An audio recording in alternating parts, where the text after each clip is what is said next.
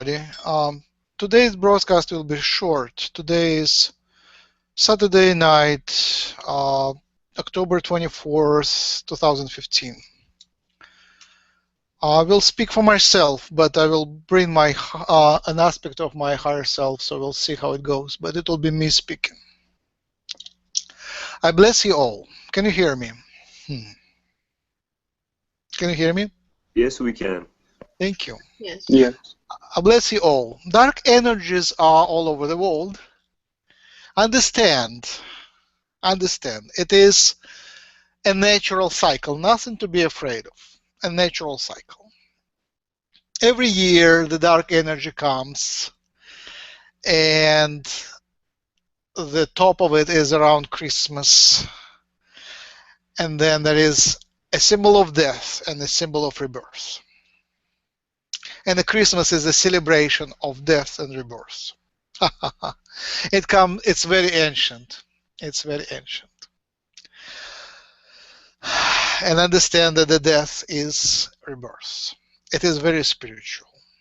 Don't be afraid of it. Don't bring it closer, but don't be afraid. Don't live in a fear.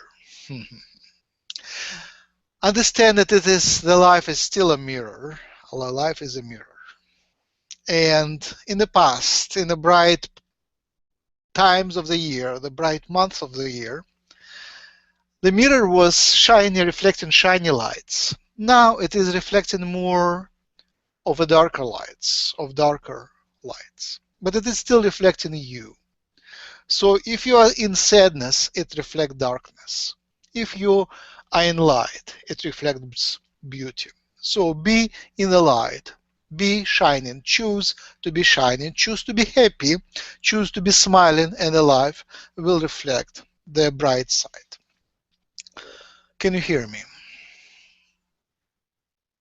Yes. Thank you much. I have a bad connection, so I want to make sure. Beauty, beauty. In this darkness, the beauty shines most. In this darkness, look for the beauty. Beauty will save you. Beauty will give you strength.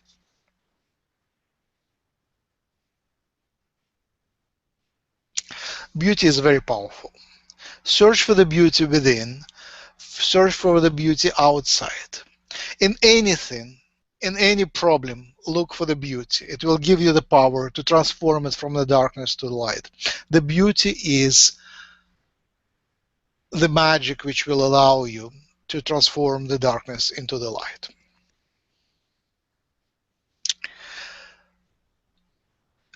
And in the darkness, the idea of God becomes more pronounced.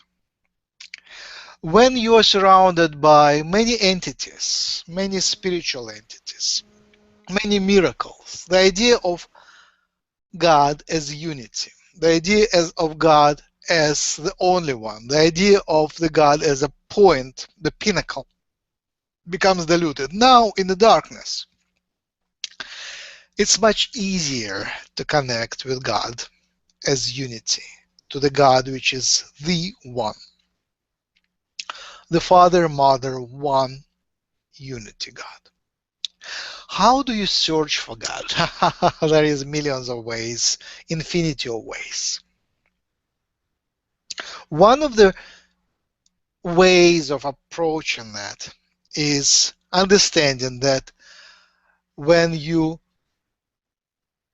think of everything, expand yourself, expand your focus of attention, diffuse it to everything, diffuse it to universe, make it bigger and bigger and bigger, include everything which you can think of, that would be God, right? So it's the biggest of all, the biggest of all. And also it is the smallest of all. It is one. It is undivisible. If something can be divided, it can be divided. So the God is something which is undivisible, undivisible, the point, the pinnacle, the spot. So when you go big, you reach God. And when you go small to the point of non-division, then you also reach God. When you go high, you see the next level, and then the next level, and then the next level, and then the next level. And you keep aiming higher and higher and higher until it becomes the farthest, the most highest point of all. There is nothing above. There is the top, which is hard to imagine. That's not even a top. It is the vector, the farthest which you can reach with your imagination. That would be the God. So connecting this, the farthest and the closest, the biggest and the smallest, into one unity. That is one of the approaches how you can connect. And then you connect with the word thank you. And thank you, the one. Thank you all. Thank you, my God. Thank you, Creator. Would be the simplest way to connect. You are a mirror image of the Creator. You are a fractal image of the Creator. You contain it. You don't need to reach anywhere. You look for this spot, for this unity inside. Can you hear me? Yes. Thank you. Yes. Thank you much. Another thing I wanted to speak about is the idea of internalization. The life is very interesting these days, isn't it? Very interesting. So many opportunities and so many dangers. So many opportunities and so many pains. So much can be done and so much is already missed and passed. The opportunity has passed. So your attention is very often on the outside, on the external things. And sometimes you go and think about internal pains, your body. So it seems like it is everything, right? The world outside of you and the world inside you is the physical one. And what you often miss is your inner emotional life, your inner emotional body. So stop and ask yourself, not how can I fix the outside world, not how can I fix my body, but basically, who am I? Who am I? What do I really want? What is that my no. What are my emotions? And what is my next step in my emotional work? What are my emotions? What do I feel? Yeah, that's how you say it. What do I feel? And what is the next step in my feelings? It's so unusual for many of us. So unusual. So look inside and listen to your feelings.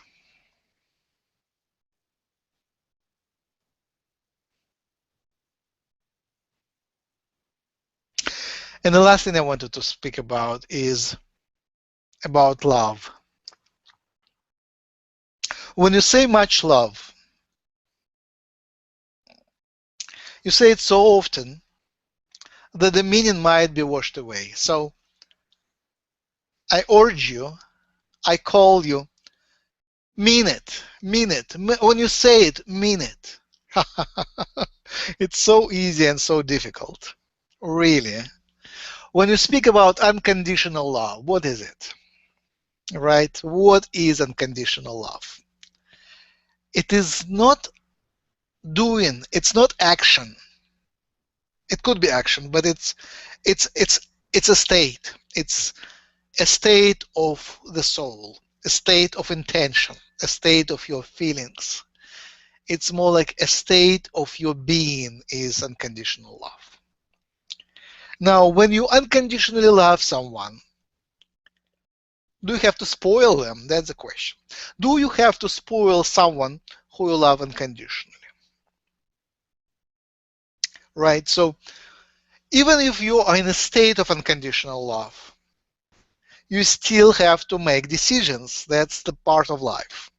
You still to be responsible for your actions. And often when you're responsible for your actions, you also have to be responsible for reacting to actions of others. So sometimes often you are in a state of unconditional love, and you still have to do what you have to do.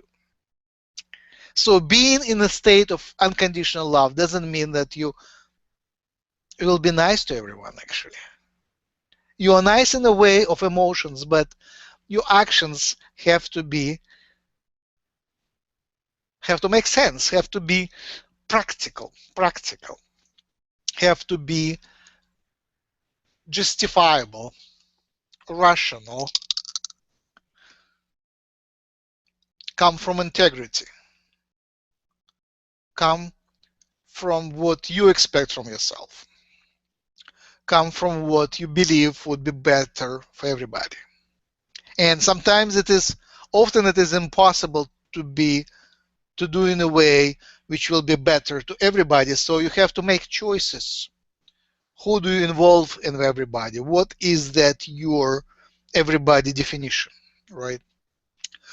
And when you act in relation to someone else, you might want to think what would be the best action for this person. So although you act from the place of unconditional love, you want to make the action which is best in the long run for this person. And it can be harsh, although it's coming from unconditional love. For the fact that it comes from unconditional love, you understand, you did your homework, you went through and thought it through. You might do some actions which might be perceived as not unconditional love and not love. So you're responsible for your state of being. You're responsible for thinking about what is best for the other person and placing the other person first and looking at the situation from their eyes, from their perspective, and then deciding what will be best for everyone. That's love. So being in a state of love is also being in a state of allowing and allowance. So you would allow many things which you wouldn't allow otherwise. Is love countable? Can you measure more love, less love, much love, less love, little love, tiny love? Is love sexual? Is it? It doesn't have to be, right? It could be a friendship. So mean it. Much love to you. Indeed.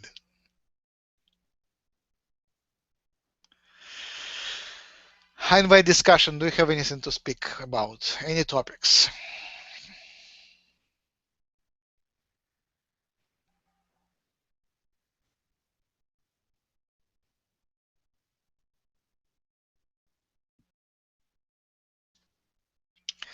I have with me Ellen, Alexandra, Bianca, Ray, Shin, and Zach. Do you want to speak about anything?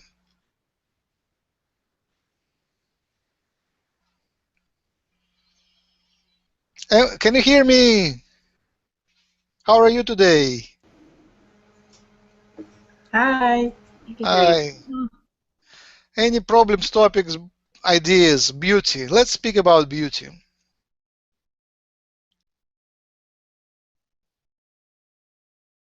Okay. Yes, you were saying about the beauty within. And for me, my perception on the beauty within is is love itself, really. If we're looking for beauty within, it can only be love, right? It can only be what we are, the essence of what we are. That's what I think.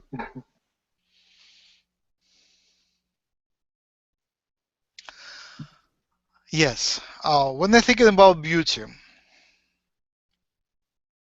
I think about being, about strength in life. For me, life is beautiful. Harmony is beautiful. Coherence, which is agreement with itself. A crystal is beautiful. Life is even more beautiful than a crystal because it has much more potential, much more hidden energy, much promise. Yeah, the beauty is the promise beyond any rational, right? The beauty is the promise beyond any rational. That's what is the beauty for me. It is a miracle in itself. The beauty is a promise and a miracle. It cannot be that beautiful, but it is. A child is beautiful because you look at a child and you see the whole life in front of it, in front of the child. You see the potential hidden in a child. You see also many lives behind and many lives in the future. It is, I forgot that word, is the point where many roads cross and come together. It's the point when things, I think it's called pinnacle, a pinnacle where things come together, a person, and then after that, many things come out again, many roads come out. And the future is undefined, and that's why it's so miraculous.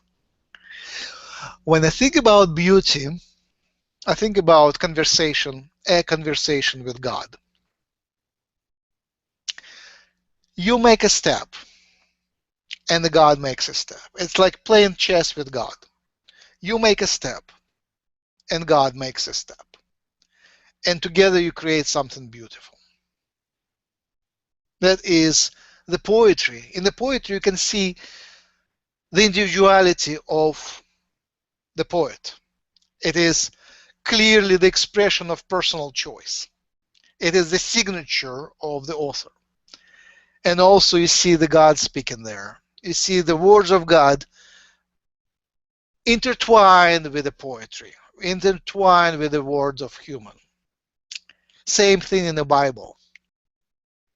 It is a word of human intertwined with the word of God. That's why it's beautiful.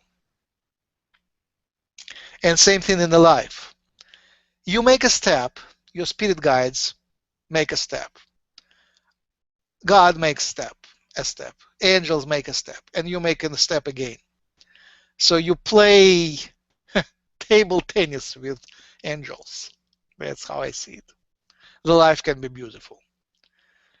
And it can be not beautiful when you get out of harmony. So find yourself, find your purest note, purest tune, and play it. And at every moment it can be different. Listen to yourself. Listen, what do I really want? What is my next step? What is my biggest challenge today? And move in that direction. Any more comments, any more ideas, any more topics?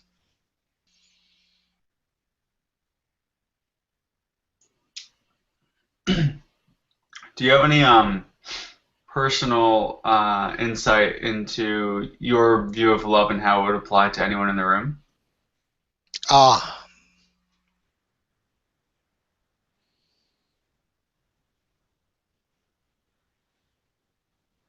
Any more specifics?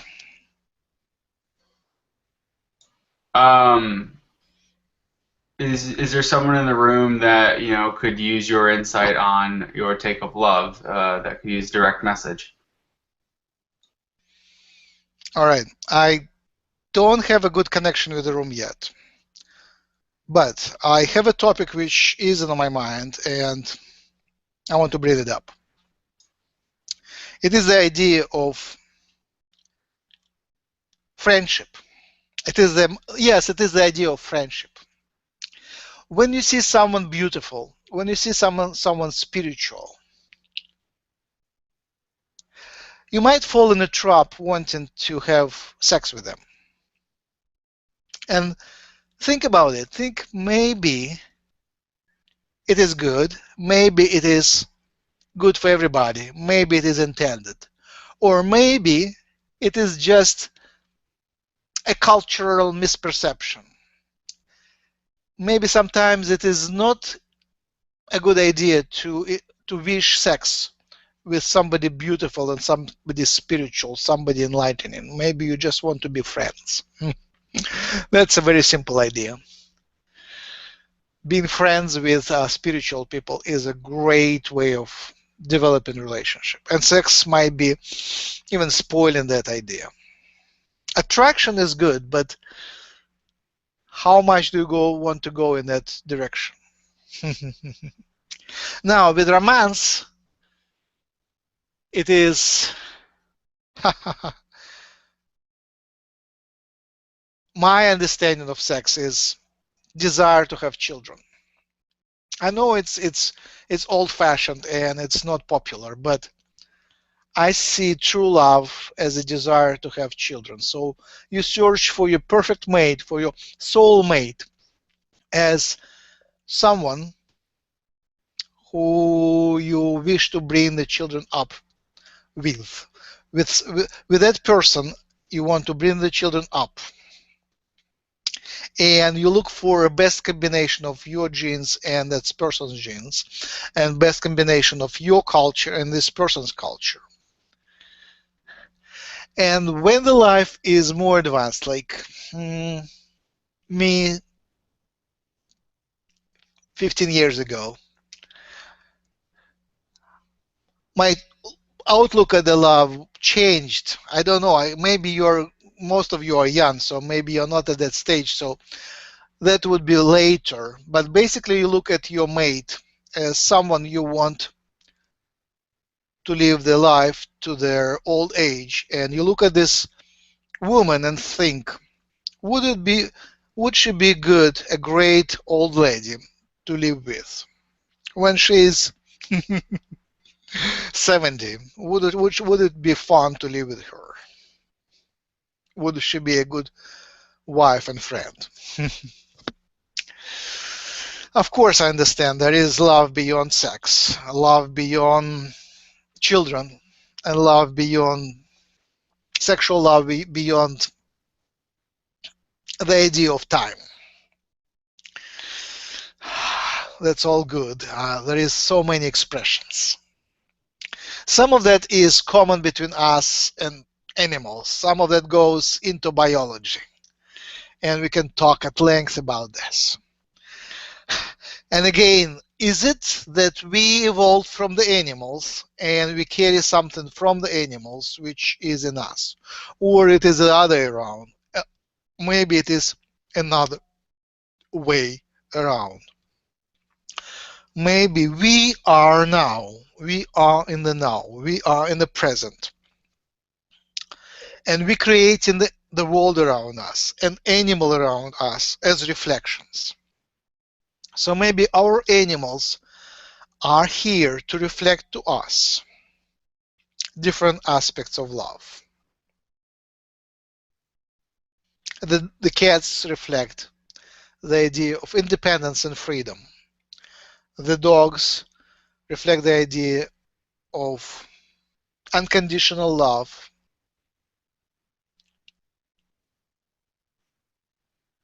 And I don't know this word in English. Give me that word. Can you? Describe it. Yeah, the dogs, the love of dogs. I cannot translate it to English. I never used it in English. Is it loyalty, maybe? Loyal? Faithfulness, that's faithfulness. Yes, faithfulness. Yeah, faithfulness. They're faithful. Right. Any more questions on that topic or any other topics?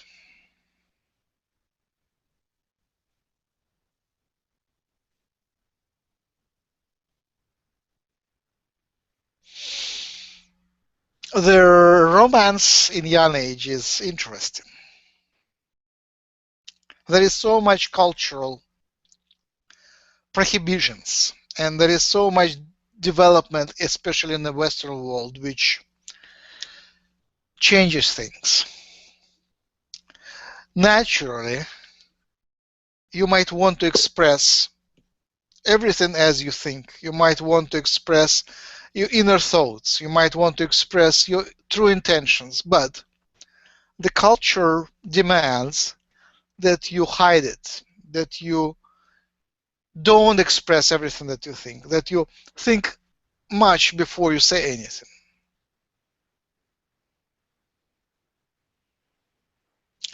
I'm thinking that we are moving from this pretense, this delusion, this, how do you call it, deception, to more true expression. That we are moving towards trust and expressing your true intentions more directly. Of course, with respect and positive attitude. I don't rush you to do that, but consider being more straightforward and see how it will play out. Don't experiment, just think about it and experiment in your mind and see how it will play out. Accepting the one, accepting another as they are is unusual, but that's also where we are moving. It's more enlightening. Allowing the other person to be what they are, and even if they are not that spiritual, respecting their choice, and looking for ways to make your ideas to them interesting is also can come out of respect. It's not from deception, but out of respect for their choices. Offering, you're always entitled to offer your service, offer your ideas, but if they are not taken, don't be offended. Just say whatever, thank you anyway, and offer again. You're always entitled to offer. And another thing in love and relationships is, especially, the early ones, but at any age, the early stage of the relationship is meeting yourself. When you talk about yourself, when you introduce yourself, when you fall in love, that early stage when you learn about each other, everything, and when you are interested about everything about that other person, and that other person is accepting everything that you tell them about yourself. You tell for the first time, or whatever, you tell what you really think is important about yourself. You tell your life story. And as you tell it, you create yourself. You discover yourself. That is wonderful. That is one of the most uniting processes, uniting communications, uniting events. Falling in love and introducing yourself, discovering yourself, uniting with another person, integrating with another person is beautiful. And as you discover yourself, you create something new, which is unity of you two.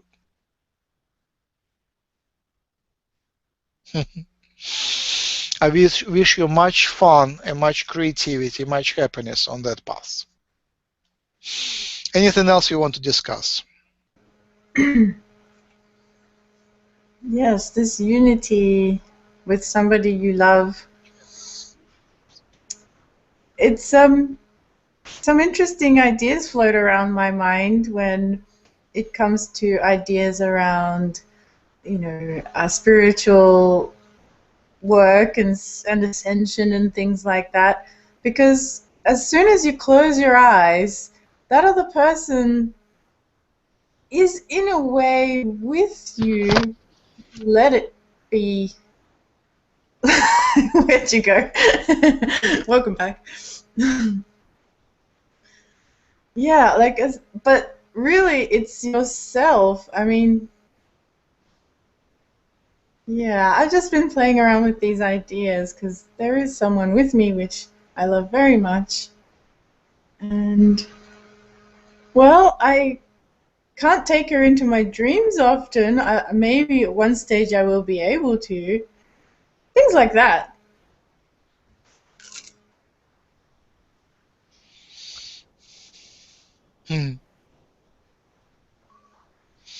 I don't know. Your statement didn't require any comments, so I don't know what to comment here. I just want to bring up one of my discoveries. I think it went through the whole life that you don't need the second person to be in love with the second person. That second person can be away thinking about whatever, and you still can be in love, and you have conversation with that person, and you have all the complexity of relationships without even sending any letters, without even saying any words, which is which is not surprising, right?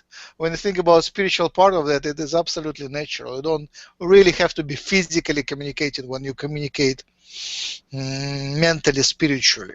You have the whole experience of relationships, of a relationship without actually physically communicating to that person. And sometimes it ends up wonderfully, and sometimes it ends up with pain and separation. That's natural.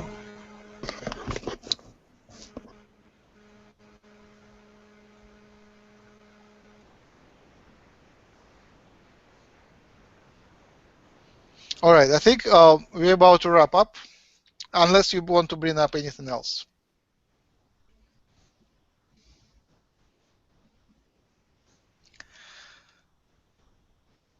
Does anybody want to pronounce any blessings? Bring up any blessings? I hope you are all blessed in Jesus Christ, our Lord. Wonderful. I wanted also to speak about Jesus.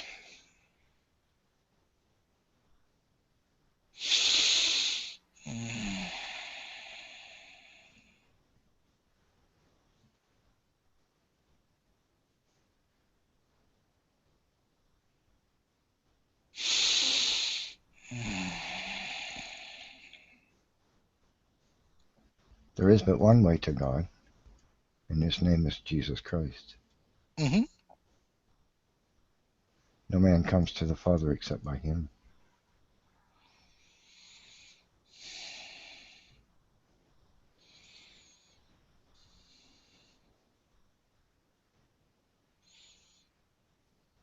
All right, there is many perspectives on that. I want just to give one idea which crossed my mind recently.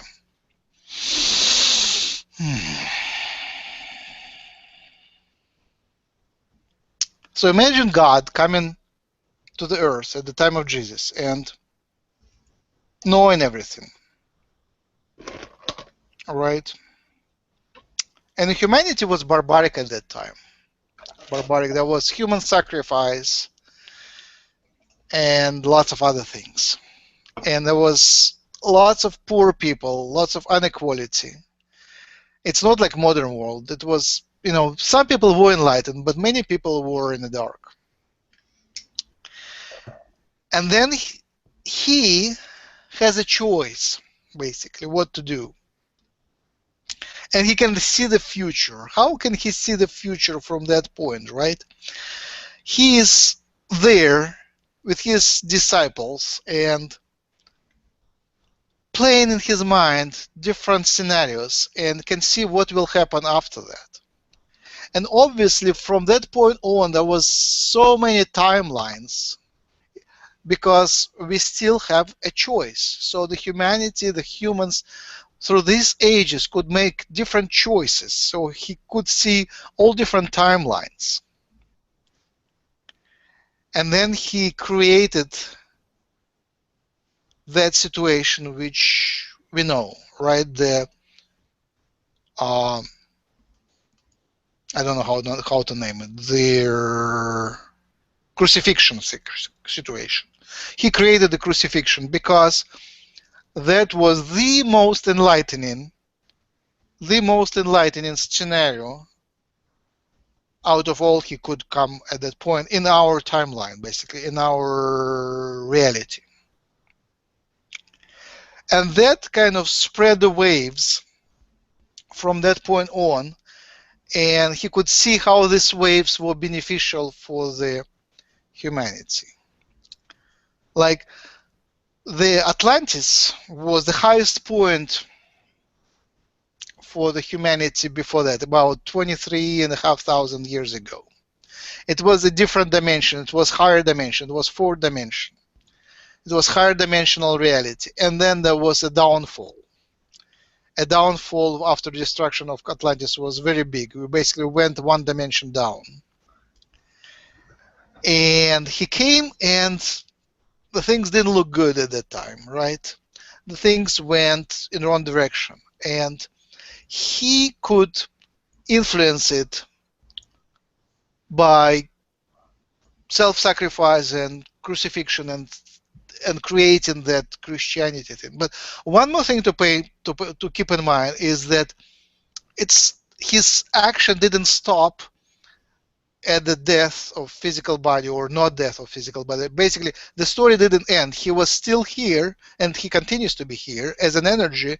And also, as I hear from many channelings, he also stepped down in different bodies and visited many humans and continues to visit many humans in many bodies. So he still works here through many ways.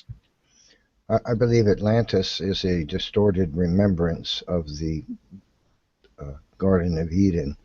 And as time passed one generation to another, the story became convoluted and became, from the Garden of Eden, now became known as a blissful existence called Atlantis. I hear you. I don't know.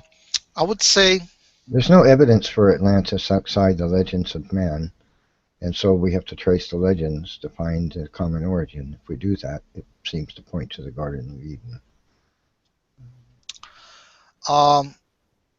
My favorite story about Atlantis comes from the Earthkeeper channeling Metatron about Atlantis.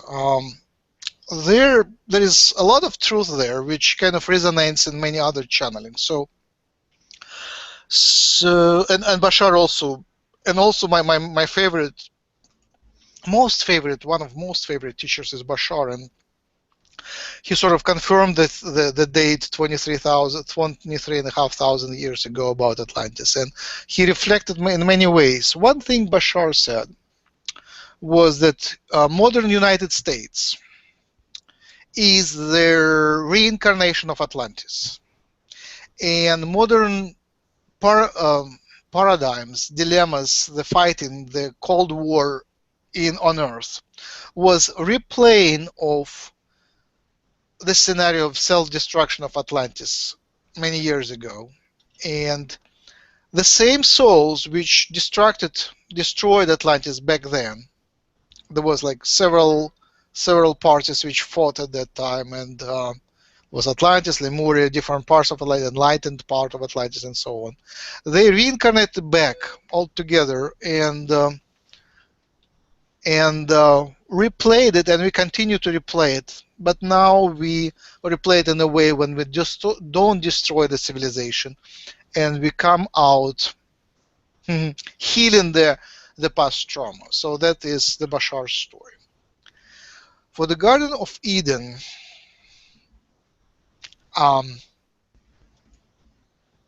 there are stories which come from Lyran channelings and channelings about Lyrans. So my understanding that it was beyond Earth. It was more like possibly in Lyran civilization. So that story comes from before Earth, before It was, you know, the story that Lyrans were the first humans that came to our galaxy when the insects and reptilians were dominant, and that destruction of Eden might have related to these wars and some sort of that kind of interactions even before the Earth was populated. But again, I don't want to argue, and also maybe there were multiple reflections. So maybe at some point the reflection of Garden of Eden, the reflection of Atlantis were united in some way. So I'm not saying you're not correct, because you know it's really, there are many stories and some of them don't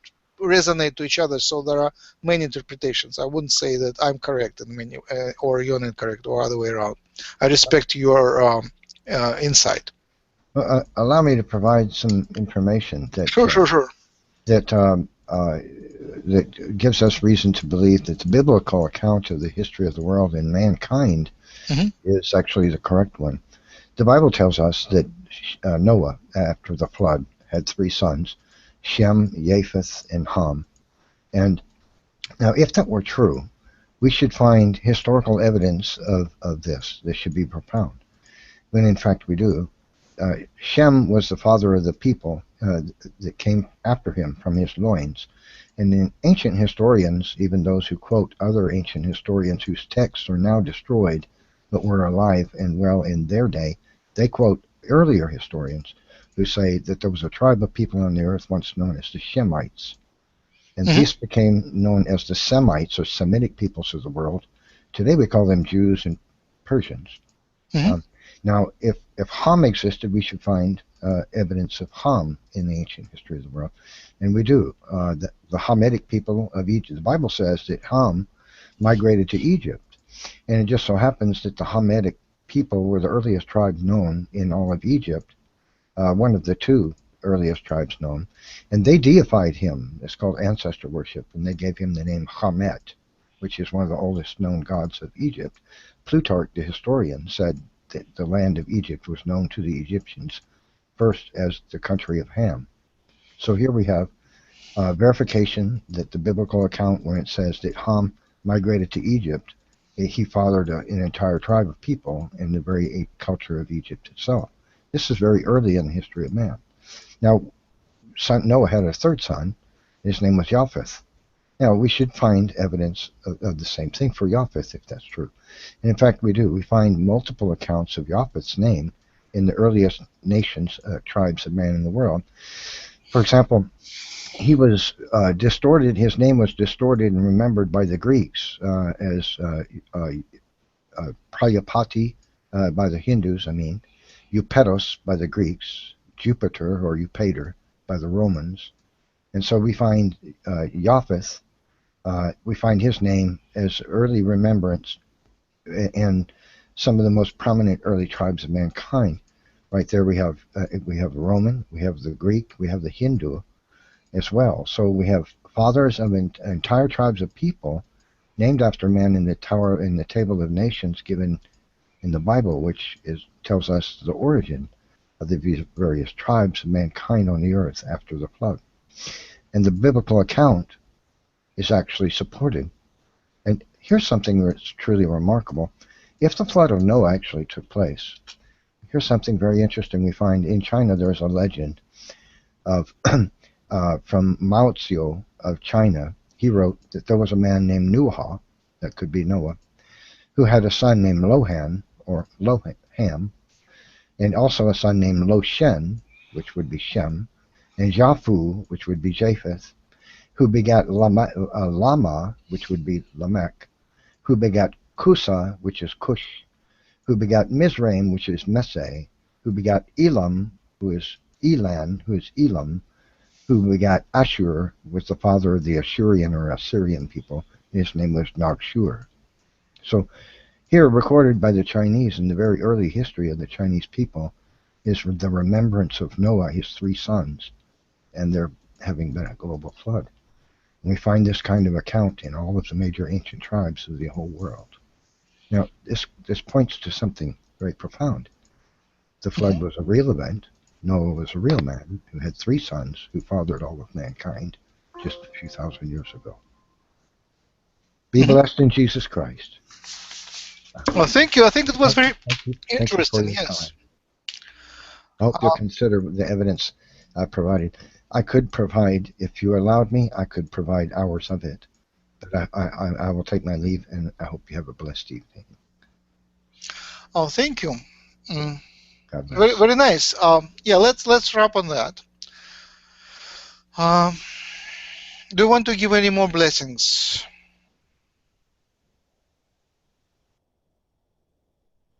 Oh, you just left? Okay. All right. Anybody does anybody want to give any more blessings? All right. I bless you all. I bless my faithful viewers, Alan, Ray, and Valerie. Oh, here, Valerie. I will hang up and I will speak to you after we stop the broadcast. I wish you the balance, the health, and the happiness. I wish the life reflects your balance, health, and happiness. I am in love, and I bathe in your love.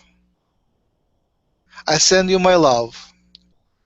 I send you my deepest appreciation, and I send you joy. Be in joy. Be in love.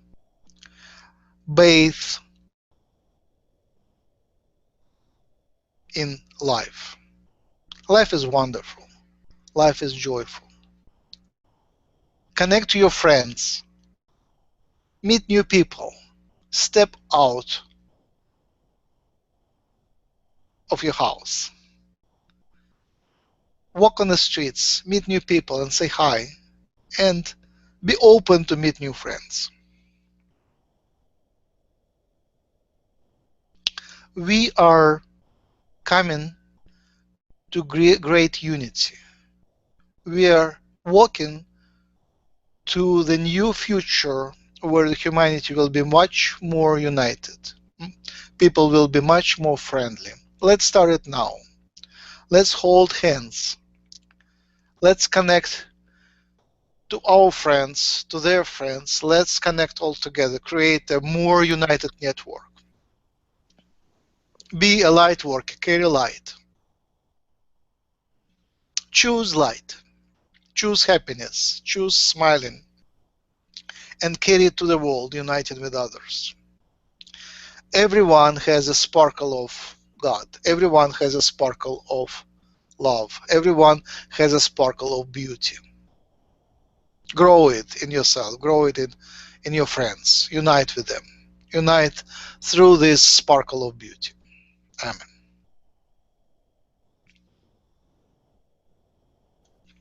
I'm stopping the broadcast. Goodbye, everybody, and I want to speak to Valerie. Goodbye. Thank you, Max. Thank you. Thank you.